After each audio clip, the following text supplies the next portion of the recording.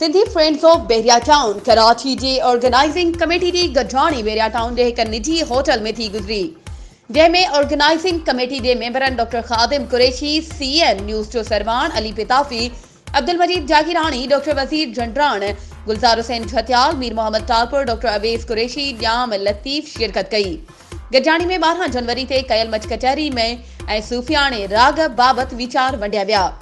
Committee मेंबरनि much कचहरी में थींदड़ ख़ामियुनि जो पिणु जाइज़ो वरितो।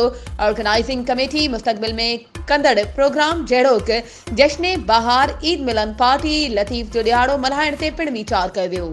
वधीक ख़बरुनि ऐं अपडेट्स जे लाइ असांजे चैनल खे सब्सक्राइब कयो ऐं हा, बेल आइकन खे प्रेस करणु न विसारिजो त जीअं असांजी हर नई अचण वारी वीडियो तव्हां ताईं पहुची